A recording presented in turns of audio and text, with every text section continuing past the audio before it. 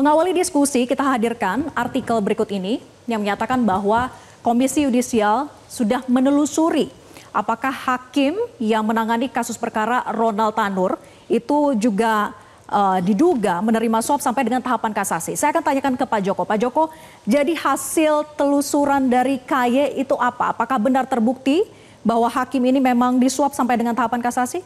Oke. Terima kasih Mbak Bera ya tentang dugaan suap yang dilakukan oleh Majelis Hakim PN Surabaya itu kalau dihubungkan dengan putusan tingkat kasasi, mungkin sebelumnya saya informasikan dulu ya, artinya pada waktu kita periksa ya Majelis Hakim yang menyidangkan putusan bebas itu, memang awalnya Komisi Yudisial itu sudah menemukan indikasi adanya uang masuk transfer ke Majelis Hakim kurang lebih 1,6.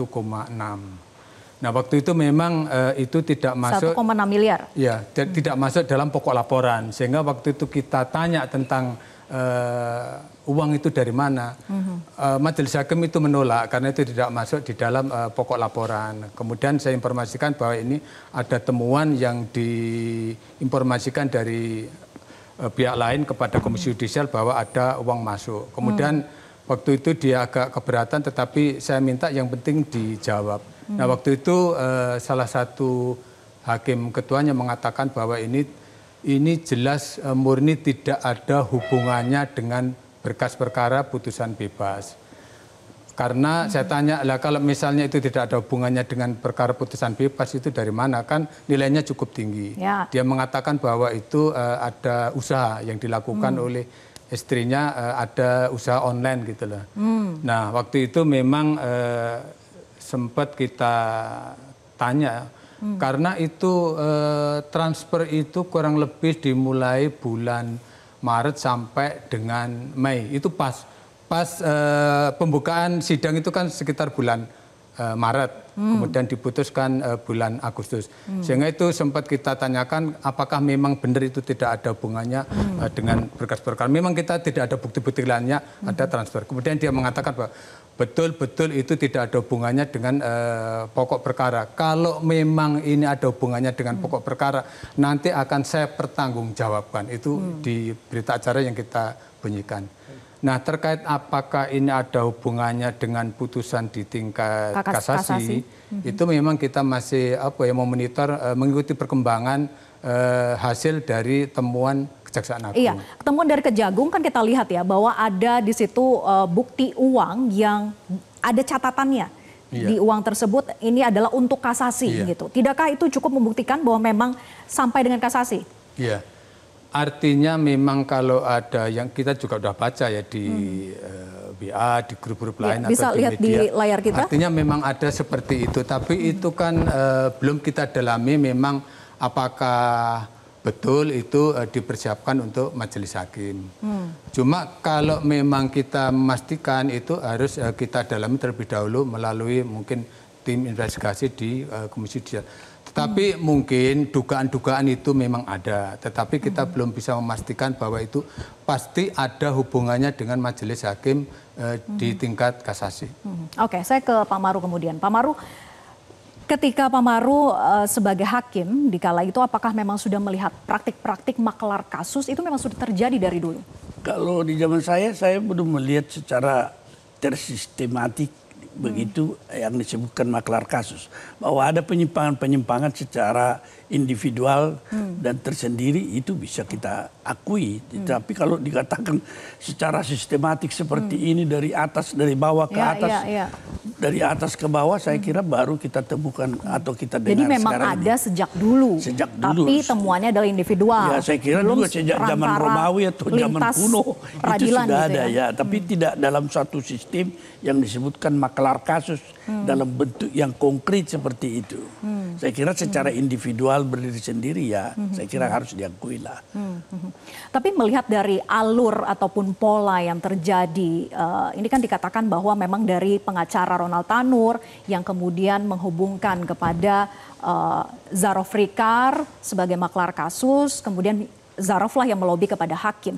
Tapi ada tidak sih ketika memang yang langsung kepada hakimnya, Pak Maru? Saya kira itu pasti ada lah. Itu Pasti ada. Ada orang yang tidak mau terbuka, misalnya kalau dia punya kontak atau saluran atau jalur dengan hakim, tentu dia tidak mau akan ada pihak ketiga yang bisa mengetahui, yang juga mengandung konsekuensi tersendiri. Tetapi tentu itu tidak mudah, dalam arti bisa mempunyai jalur tersendiri kepada hakim, tentu ada suatu hubungan yang erat terlebih dahulu sebelumnya. Tetapi kalau dalam kondisi seperti sekarang ini agak berbeda kondisinya, saya kira. Ya. Agak berbeda, tapi memang bisa saja melalui maklar kasus, tapi ada juga yang langsung Ya, kepada hakimnya, ada yang gitu ya. langsung, ya. Dua pola itu bisa Ya. saja langsung terjadi. Oke, saya ke Pak Jamin kemudian. Pak Jamin, apakah temuan dari Kejagung ini sudah sangat jelas sebetulnya menunjukkan aliran suap sampai dengan kepada kasasi? Seperti foto yang tadi kita lihat, temuan dari Kejagung ada catatan untuk kasasi di situ. Ya, tentu pendalaman penyidikan yang dilakukan secara tertutup ini kita nggak bisa lihat secara pasti. Tapi kalau kita lihat dari indikasi yang sudah tadi disampaikan, tentu penyidik di kejaksaan tidak semena-mena ya menahan orang, menetapkan sebagai tersangka. Pasti minimum sudah 2 alat bukti yang Ya, temuan dimiliki. buktinya tidak main-main, hampir 1 triliun, 51 kilo sudah emas. ada ini, sudah disampaikan dan sudah dimungkinkan itu. Saya sedikit mau menyampaikan begini, kita harus lihat kenapa sih hakim ini berani melakukan seperti ini? Apa sih alasannya kok ada? Dan ini bukan satu hakim, mungkin ini seperti gunung es. Ya mungkin hakim-hakim lain juga belum ketahuan Belum aja ketahuan mungkin aja, ya. iya. Baru ini yang ketahuan. Kenapa seperti ini? Ini salah satu penyebabnya ya. Dalam sistem pembuktian kita juga ini.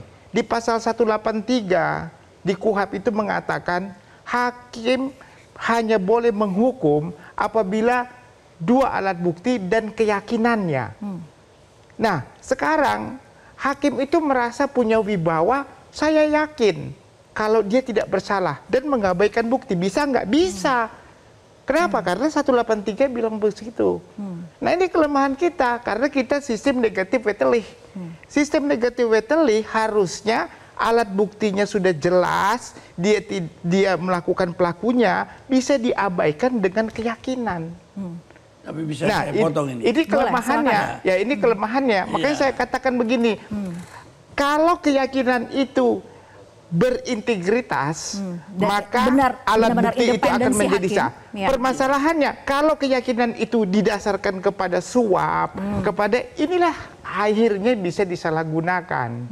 Makanya saya katakan, Tapi bukankah pembuktiannya mudah? Kan Pak Joko juga sempat menelusuri dan sudah curiga dari awal, begitu kan, ada uang yang masuk itu. nah Anda bayangkan, semua media, semua pakar sudah mengatakan pelakunya adalah Tanur berdasarkan bukti. Sudah. Tapi pertanyaannya, kenapa hakim berani bebasin? Apa alasannya bisa bebasin? Karena berlindung di Undang-Undang 183. Saya punya keyakinan dia bukan pelaku tindak pidana. Itu hak saya sebagai hakim. Dan saya diatur dalam undang-undang. Nah, ini masalahnya.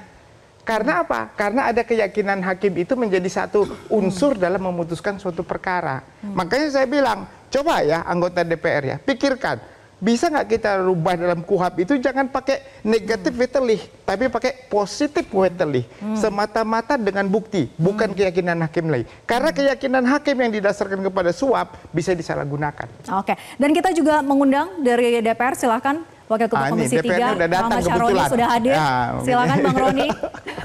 Oke, tadi Pak Maru ingin menanggapi, silakan Saya Pak Maru. kira apa yang dikemukakan rekan kita ini tentang keyakinan itu Ya. universal, semua mengenal apa yang disebutkan beyond reasonable doubt.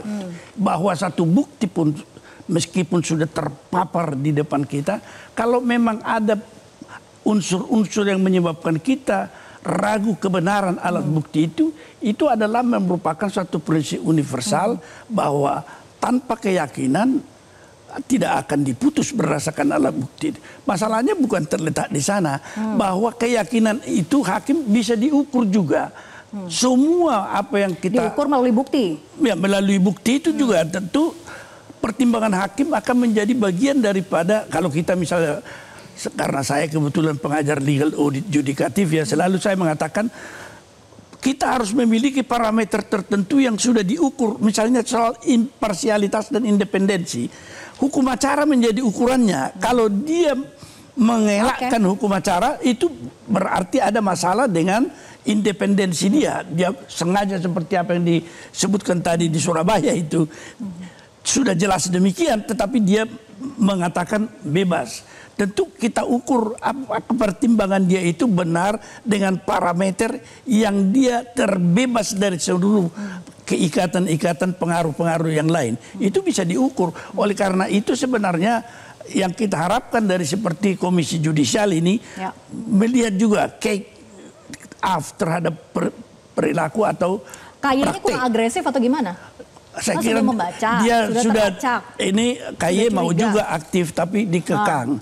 Karena apa yang dikatakan prinsip yang selalu barangkali Pak Saroni sudah ada prinsip satu atap menjadi suatu pola yang di Mahkamah Agung masih berlaku sekarang sehingga mereka jadi tidak punya satu daya Sebenarnya sih menurut saya Komisi Yudisial tidak ada hubungannya itu dikekang atau tidak. Tidak merasa dikekang jadi ya. Cuma memang ada permasalahan yang dialami selama ini.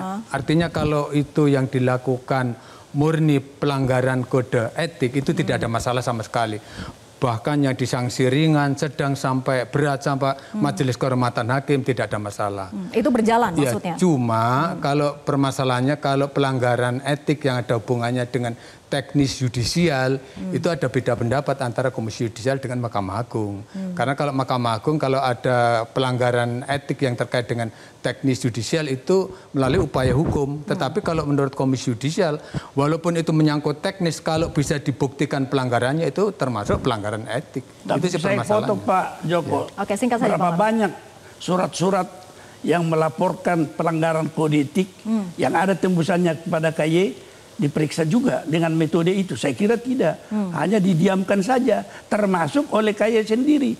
Kadang-kadang menjawab bahwa itu adalah masalah independensi. Masalah independensi juga memiliki step-step di dalam apa yang disebutkan itu soal pengawasan itu. Di dalam apa yang disebutkan tidak semua imparsialitas. diberlakukan seperti itu begitu ya. Tapi